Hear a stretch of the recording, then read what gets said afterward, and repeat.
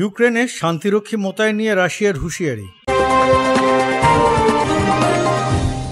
রাশিয়ার সাবেক president Dmitry Medvedev হুঁশিয়ারি উচ্চারণ করে বলেছেন, ন্যাটো জোটের সদস্য দেশগুলোর থেকে ইউক্রেনে শান্তিরক্ষী মোতায়েন করা হলে তাতে সামরিক অচল অবস্থা তৈরি হবে এবং জোটের সঙ্গে মস্কোর সর্বাত্মক যুদ্ধ শুরু হবে।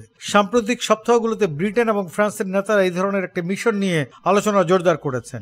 এরই প্রেক্ষাপটে মেদভেদেভ রোববার এই কথা বলেন। এদিন সামাজিক যোগাযোগ মাধ্যমে নিজের এক্স হ্যান্ডেলে দেওয়া এক পোস্টে মেদভেদেভ বলেন, ফরাসি প্রেসিডেন্ট ইমানুয়েল ম্যাক্রো ও ব্রিটিশ প্রধানমন্ত্রী কেইর স্টারমার বোকামি করছেন। বারবার তাদের বলা হচ্ছে শান্তিরক্ষীদের অবশ্যই ন্যাটো বহির্ভূত রাষ্ট্র থেকে আসতে হবে, কিন্তু তারা তা করতে নারাজ। প্রকৃতপক্ষে এইসব দেশ কিয়েভের নব্যনাশীবাদীদেরকে সামরিক সহায়তা দিতে চায়। মেদভেদেভ সুস্পষ্ট করে বলেন, ইউক্রেনের ন্যাটো জোটের সেনা মানেই ন্যাটোর সঙ্গে মস্কোর যুদ্ধ। এ বিষয়ে মার্কিন প্রেসিডেন্ট ডোনাল্ড ট্রাম্পের সঙ্গে ন্যাটো জোটের নেতাদের পরামর্শ করার জন্য বলেন তিনি।